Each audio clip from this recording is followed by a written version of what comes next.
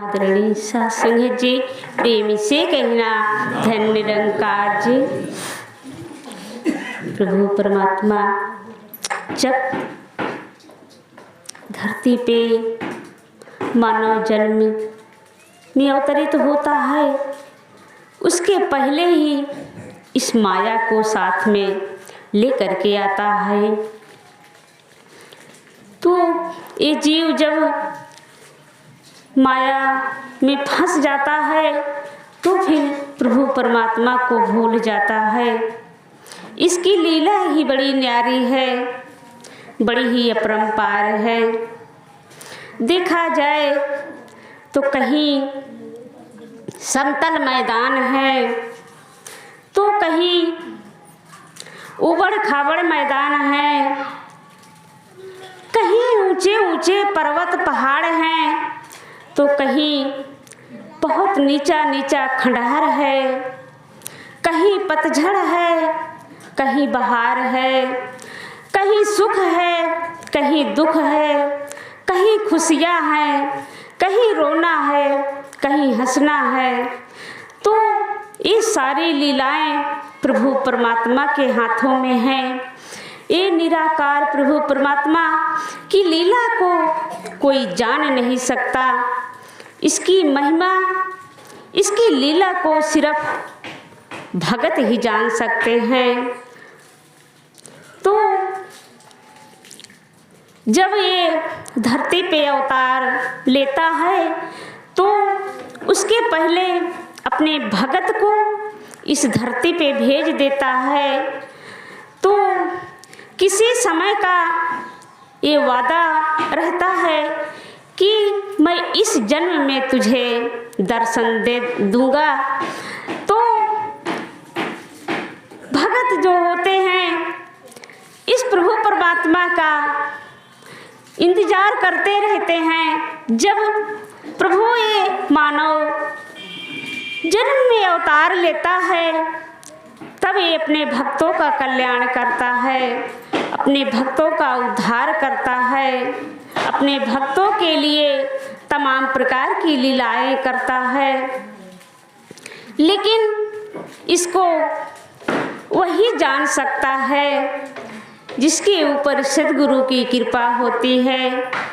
नहीं तो भक्ति तो सभी कर रहे हैं, लेकिन जब हम सद्गुरु को जान करके भक्ति करेंगे तभी हमारी भक्ति पूर्ण होगी। नहीं तो संसार में तो देखा जाए तो बहुत सारे गुरु हैं, लेकिन जो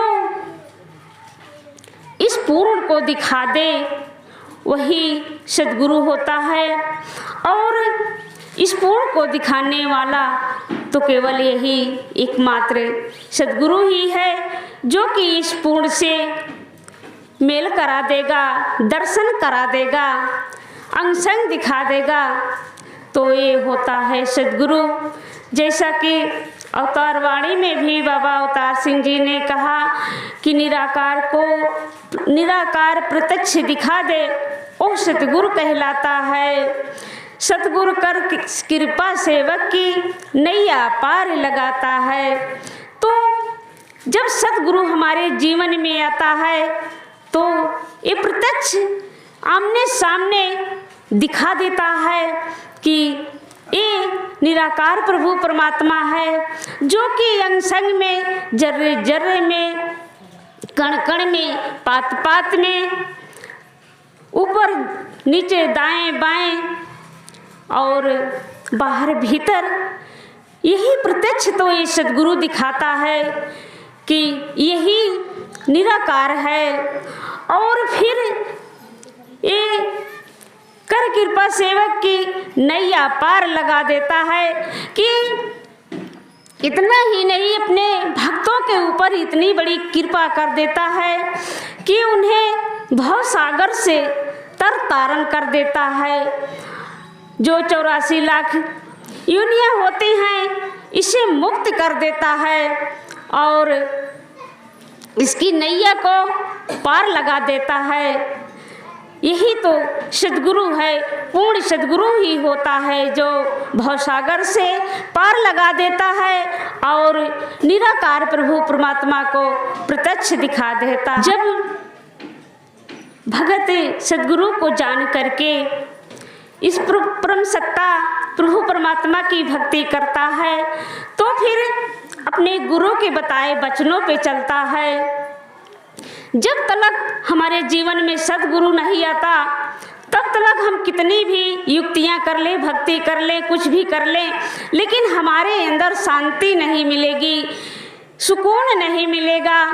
ऐसे गुरु ऐसा होता है कि जब हमें ज्ञान दे करके हमारे सारे भ्रम को दूर कर देता है और हमारे अंदर शांति हो जाती है, सुकून हो जाता है। जैसा लिखा है जी, जब ये हम ज्ञान ले लेते हैं, जब सद्गुरु के हम हो जाते हैं तो हमारे मन को सारे विकारों से ये साफ कर देता है।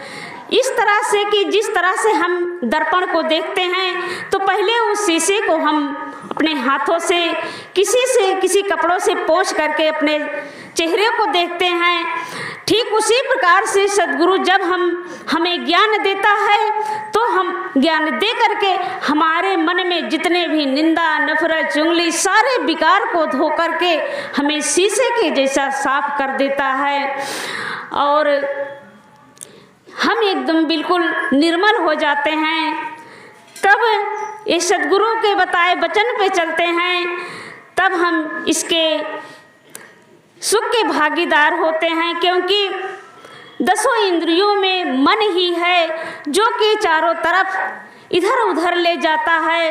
भगवान कृष्ण ने भी अर्जुन से कहा कि हे कृष्ण, इस 10 दिशाओं में, इस 10 इंद्रियों में ये मन जो है ये मैं ही हूँ, तो इसी मन को तो मनाना है। जैसा कि अभी विचारों में भी आ रहे थे कि हम इस मन को मना लें, इसको मन को हम अपने गुरु के चरणों में लगा लें तो फिर हमारी भक्ति पूर्ण होगी और हम सद्गुरु के बताए वचन पे चलेंगे तभी हमारी भक्ति पूर्ण होगी। जैसा कि गुरु गोविंद दो खड़े काके लागों पाए, बलिहारी गुरु आपनो गोविंद दियो लखाए। कि कबीर ने कहा कि गुरु और प्रभु परमात्मा दोनों खड़े हैं, लेकिन किसके पहले पांव लगे? तो कबीर ने कहा कि बलिहारी गुरु आपनो गोविंद दियो लखाए। कि बलिहारी आपके सद्गुरु आपका बलिहारी है, आपके चरणों में बलि जाऊं जो कि गोविंद दियो लखाए। अगर इनके चरणों में ना आए होते तो हमें प्रभु परमात्मा की दर्शन ना होते, क्योंकि इसकी लगता कराने वाला एक सद्गुरु होते हैं। कि कबीरा हर के रूठते गुरु के शरणे जाए, कहा कबीर गुरु रूठते हरि नहीं होत सहाय। फिर कबीर ने कहा कि अगर वो गुरु के शरण में जाएगा तो उसका पार उतारा हो जाएगा, लेकिन कबीर ने कहा कह कबीर गुरु रूठते हरि नहीं होत सहाय। ये तो अंग संग में जर्रे जर्रे पात पात डाली डाली में है, लेकिन जब तक ये सद्गुरु हमें अंग संग नहीं दिखा देगा, प्रत्यक्ष नहीं दिखा देगा तो हमें कहाँ से दिखाई पड़ेगा। तो फिर ये परमात्मा क्या करे? ये तो सबके साथ में है। अगर सद्गुरु दिखा देगा प्रत्यक्ष तो फिर हम इसको अंग संग देख करके, इसको मान करके, इसको जान करके भक्ति करेंगे। जब हम इसके सहारे हो जाते हैं तो फिर हमें ये सब विकारों से मोड़ करके अपने चरणों में लगा लेता है। तो फिर जब अपने चरणों में लगा लेता है तो फिर भगत का भी काम होता है कि इनके बताए वचन पे चलना है और इनके चरणों में ध्यान लगाना है। कि ध्यान मूलम गुरु मूर्ति, पूजा मूलम गुरु पदम, मंत्र मूलम गुरु वाक्यम, मोक्ष मूलम गुरु कृपा। कि ध्यान हमें किसका करना है? ध्यान मूलम गुरु मूर्ति। हमें इसके मूर्ति को ध्यान लगाना है और पूजा मूलम गुरुपदम। और पूजा किसकी करनी है? इसके चरणों की करनी है, इसके चरणों की करनी है। जब भगत सदगुरु से इस निराकार प्रभु परमात्मा को जान जाते हैं तो फिर एक दूसरे से बड़े सहज भाव में धन निरंकार उनके चरणों में झुक करके नमस्कार करते हैं। तो इसकी ही बलिहारी है, सदगुरु की बलिहारी है। तो हमें पूजा किसकी करनी है? इसके चरणों की करनी है। मंत्र मूलम गुरु वाक्यम, कि जो सदगुरु ने हमें ये मंत्र मूल दिया है कि तू ही निरंकार मैं तेरी शरण हाँ मैनू बख्श लो। तो हमें इस मंत्र का जाप करना है। तो मोक्ष मूलम गुरु कृपा, तो ये कृपा करके हमें मोक्ष दे देता है, हमें भव सागर से पार लगा देता है। तो ये गुरु की बलिहारी है कि तीन लोक नौ खंड में गुरु से बड़ा न कोई, करता करे न कर सके गुरु चाहे सो हो। कि तीनों लोकों में गुरु से सदगुरु से बढ़ करके कोई नहीं है। कि अगर करता करे न कर सके, करता कितना भी करे नहीं कर सकता, अब गुरु करे सो होए। जो गुरु करेगा वही होगा। तो हम गुरु को अंग संग प्रत्यक्ष देख करके हम इसके बताए वचन पे चलना है। और जब हम इसके बताए वचन पे चलेंगे तभी हमारी भक्ति भी पूर्ण होगी और लोक परलोक भी सुहेला होगा।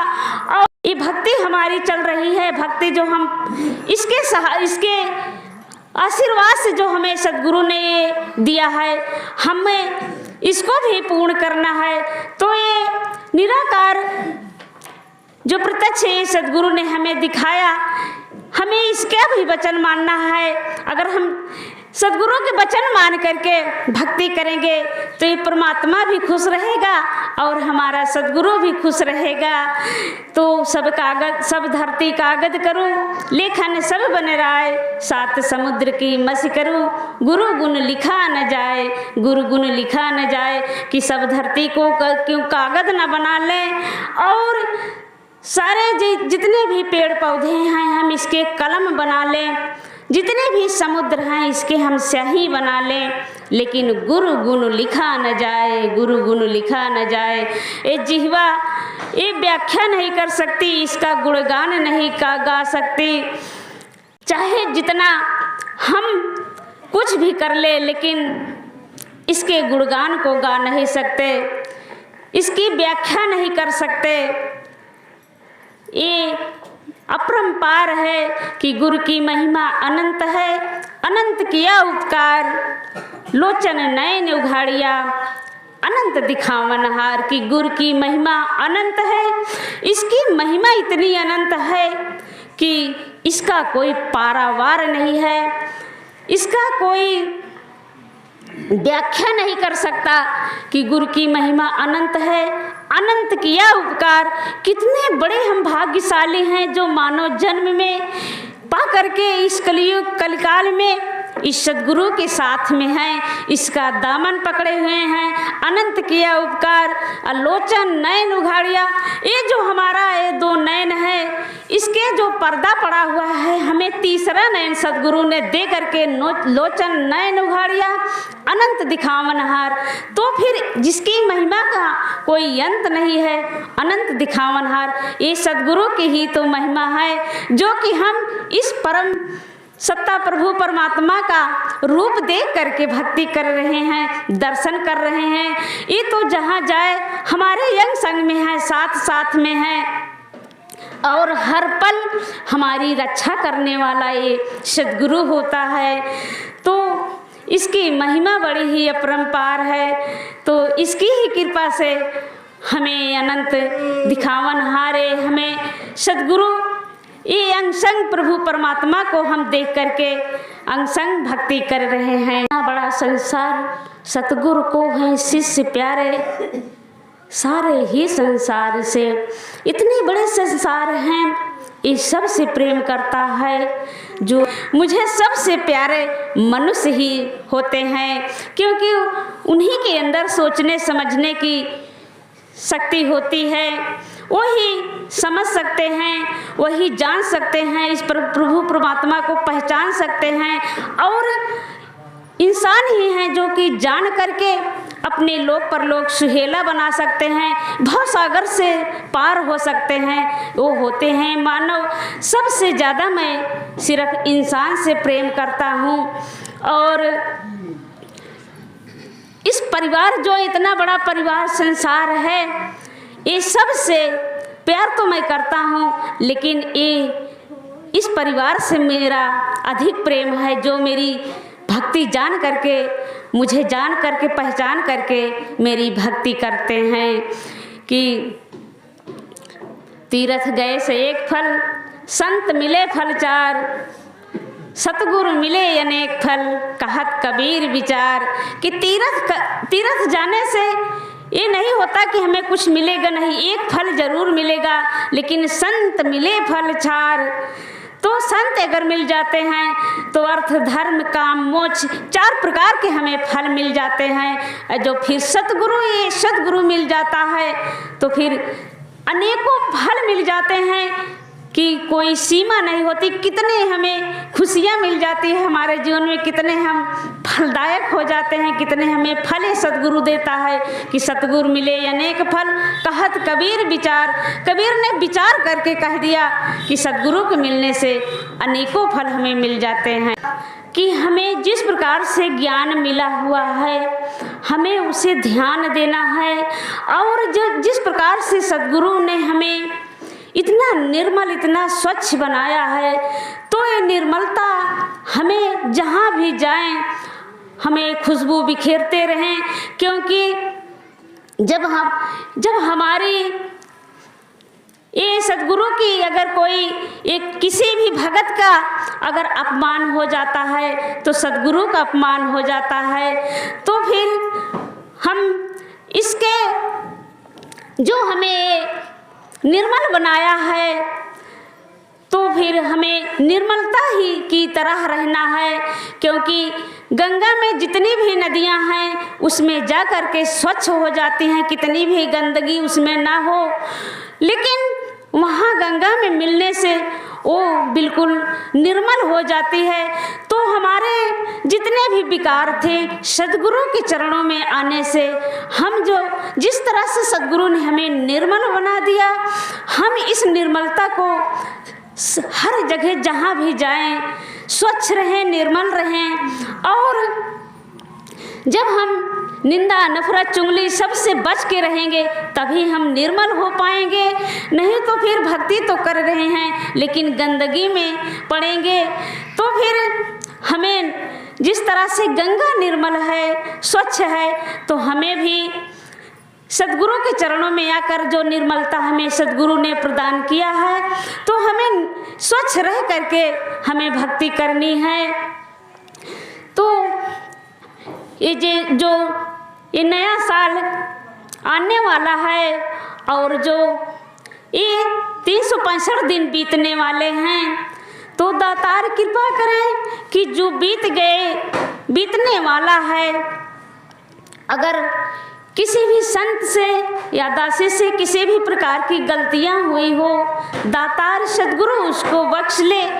और जो नया साल आने वाला है सबके जीवन में खुशियां दे। और माता जी सबको ये नया साल मुबारक हो।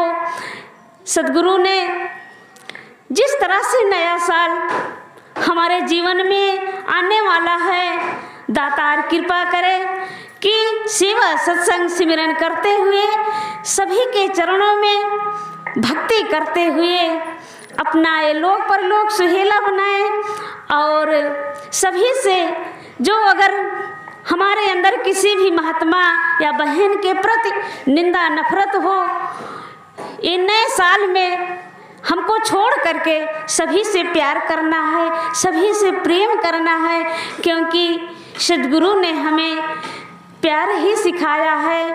और प्यार सिर्फ मिशन में ही हमें दासी कहीं भी देखा, लेकिन जितना प्यार इस मिशन में है वह कहीं भी देखने को नहीं मिलता।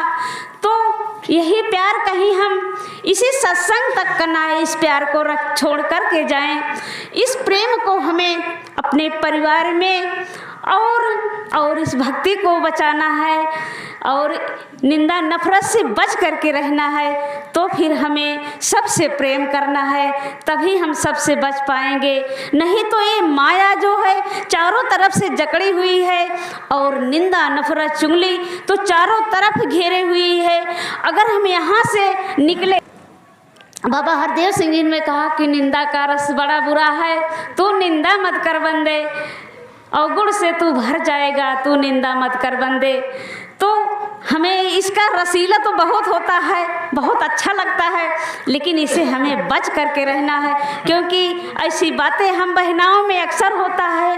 तो हमें बहुत संभल करके चलना है, क्योंकि माता जी ने हमें ये जो 5 गहने दिया है, 5 प्रण दिए हैं, सेवा सत्संग सिमरन दिया है, हमें इसी को ध्यान में लगाना है, तभी हम भक्ति कर पाएंगे और सद्गुरु के अनुयायी बन सकेंगे, इसके प्यारे दुलारे बन सकेंगे।